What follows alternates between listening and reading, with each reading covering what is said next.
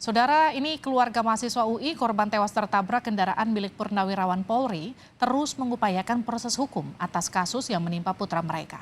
Bagaimana agar proses kasus ini berjalan transparan? Kita akan bahas bersama anggota Komisi 3 DPR Taufik Basari, juga pakar hukum pidana Universitas Jayabaya Prof. Suhandi Cahaya. Prof. Suhandi, selamat malam. Pak Tobas, selamat malam. Selamat malam Livi. juga. Selamat malam, Prof. Selamat Eh, malam Pak Tabas. Baik, Eh, keluarga Hasya lapor ke Ombudsman, bagaimana Anda melihat langkah ini, Prof? Sudah tepat? Kalau keluarga dari pihak yang meninggal lapor ke Ombudsman itu wajar-wajar saja, dia minta perhatian dan minta itu supaya bisa dijalankan dengan baik berdasarkan hukum. Tetapi apa yang dilakukan oleh penyidik Polda Metro Jaya dengan menghentikan penyidikan atau SP3 itu sudah betul. Kenapa Mbak? Sebab yang dilakukan oleh penyidik Polda Metro Jaya itu sudah sesuai dengan pasal 230 Undang-Undang Lalu Lintas. Hmm. Jadi justru kalau nggak ditempatkan sebagai tersangka, bagaimana mau menghentikan penyidikan itu kalau dia sebagai saksi nggak bisa hukumnya itu. Tapi kenapa sebagai tersangka, kenapa nggak korban? Dia sebagai tersangka sebab telah memenuhi ketentuan di dalam pasal Undang-Undang Lalu Lintas pasal 30 ayat 3 dan 4. Karena ada kelalaian dan tidak hati-hati. Maka dia waktu dia di depan pengemudi sepeda motor itu ada motor yang berbelok, dia kan kaget belok ke kanan. Maka dia menginjak rem dan ban belakangnya itu slip.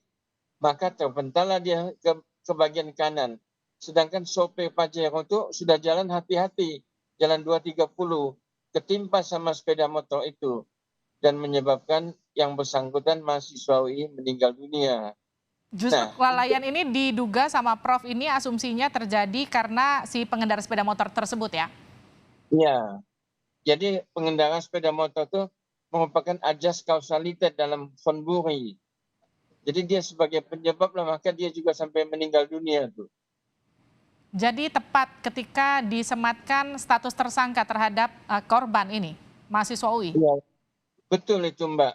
Kenapa kalau enggak ditempatkan sebagai tersangka, malah Polda Metro Jaya melanggar undang-undang tentang lalu lintas. Sedangkan dia menempatkan sebagai tersangka, fungsinya untuk menerbitkan SP3. Jadi bagusnya di situ. Dan itu Polda Metro Jaya sudah sesuai dengan hukum pasal 230.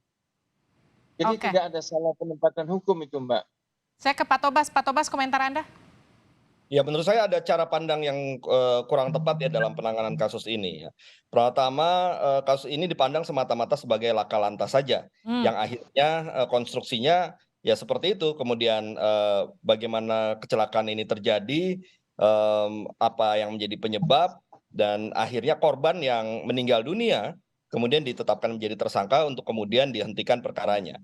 Padahal berbeda dengan kecelakaan biasa. Kalau kecelakaan biasa kan kasus laka lantas ini untuk menentukan siapa yang bersalah ya, yang menimbulkan kerugian, oke, untuk menentukan siapa yang kemudian bertanggung jawab terhadap kerugian tersebut. Oke. Nah, yang jadi persoalan di sini adalah ada korban yang meninggal dunia, sehingga yang semestinya dikedepankan adalah apakah ada pertanggungjawaban hukum terkait dengan terjadinya ya hilangnya nyawa seseorang. Jadi bukan soal laka lantasnya dulu nih. Memang itu berkaitan betul. Tapi cara pandang kita itu dulu. Nah, kalaupun ternyata hasil rekonstruksi ulang ataupun juga gelar perkara ulang yang tadi coba dilakukan oleh pihak kepolisian menunjukkan bahwa ternyata mobil yang menabrak ini dalam posisi yang benar misalnya, ya itu masih harus kita buktikan lagi nantinya. Tapi seandainya saja demikian, maka semestinya yang dilakukan bukan kemudian menetapkan korban yang meninggal ini sebagai tersangka untuk dihentikan kasusnya dalam hal kaitan laka lantas, tapi kemudian bisa polisi menyatakan bahwa ternyata tidak memenuhi unsur bagi pihak yang bagi pihak yang menimbulkan kematian bagi seseorang ini. Jadi di situ itu yang pertama. Yang kedua, kita juga jangan hanya berfokus pada bagaimana peristiwa ini terjadi, tapi juga bagaimana penanganannya.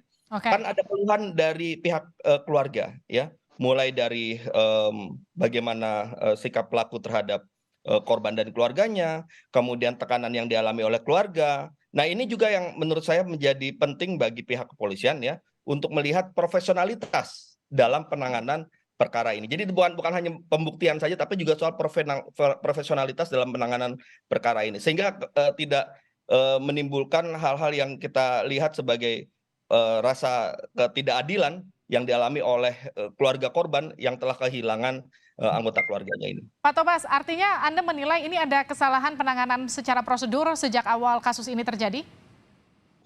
Saya tidak mengatakan ada kesalahan, tapi saya mengatakan bahwa ketidakprofesionalitasan, ya.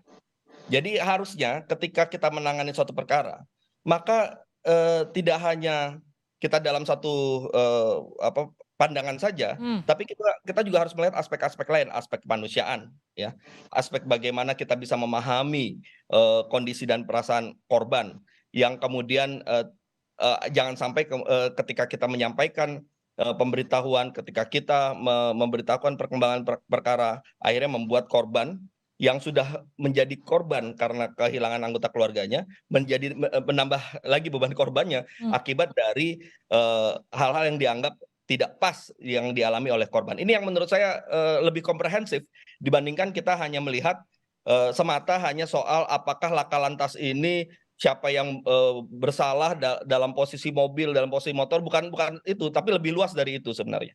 Bagaimana Prof tanggapannya?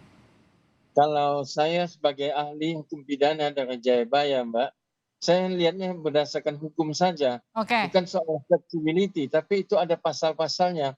Kalau memang dari pihak korban merasanya tidak puas terhadap apa yang disampaikan oleh Polda Metro Jaya SP3, itu kan statusnya sebagai tersangka supaya bisa terbit SP3.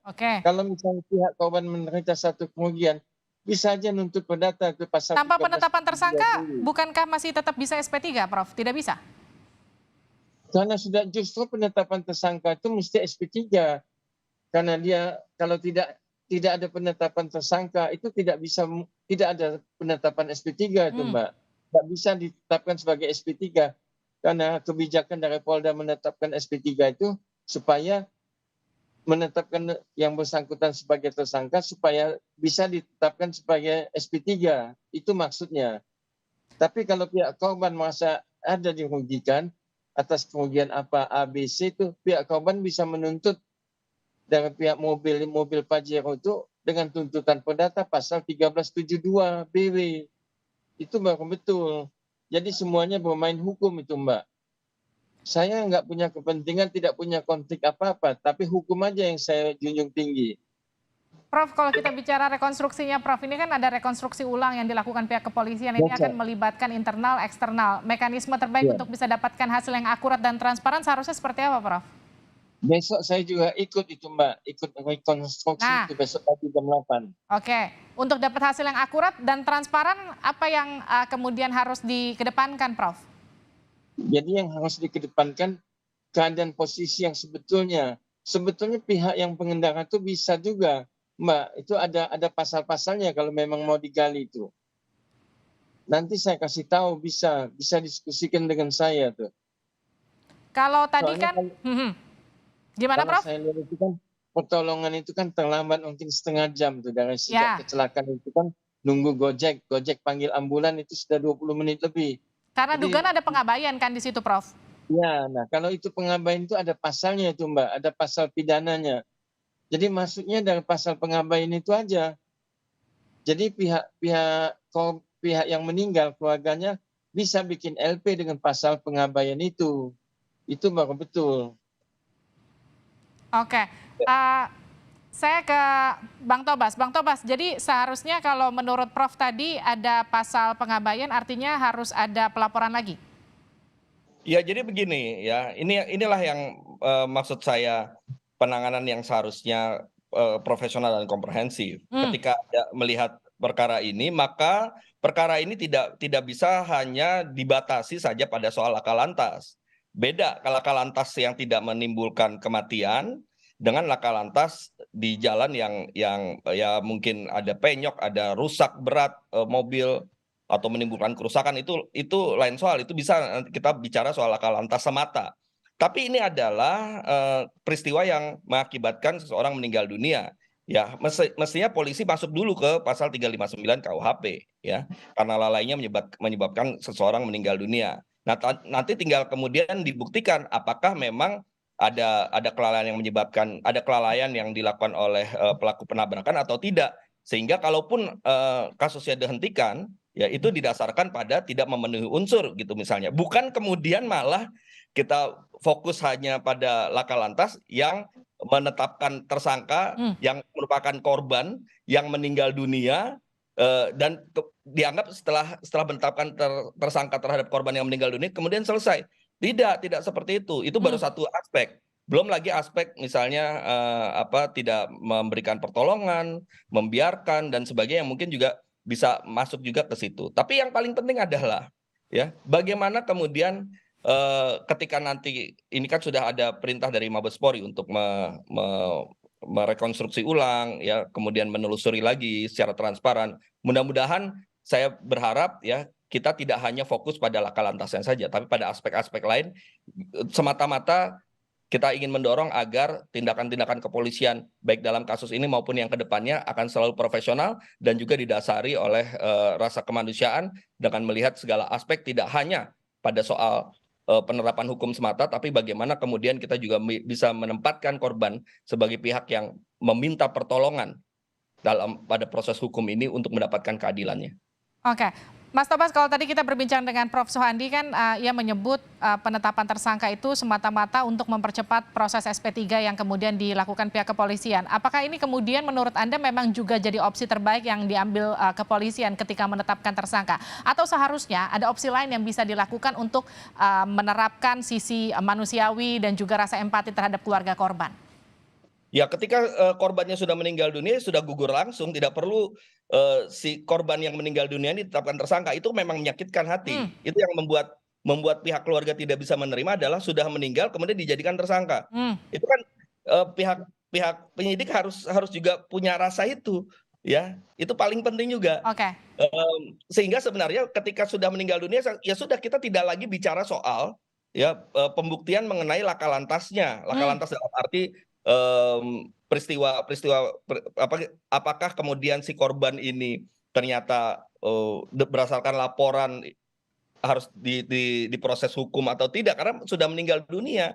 Jadi gugur seketika pada saat itu ya. Karena itu ketika sudah gugur kasusnya, maka kita masuk ke aspek yang lain, aspek 359 KUHP, karena lalai menyebabkan orang meninggal dunia. Kemudian aspek pembiaran.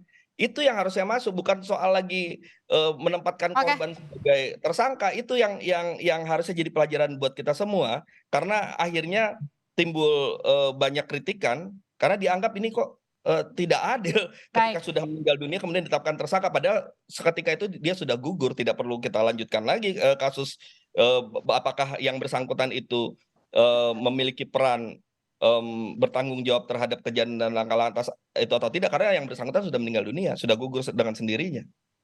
Oke, terima kasih telah bergabung bersama kami anggota DPR RI Taufik Basari. Terima kasih juga Prof. Suhandi, pakar hukum pidana, telah bergabung bersama kami di Sapa Indonesia Malam.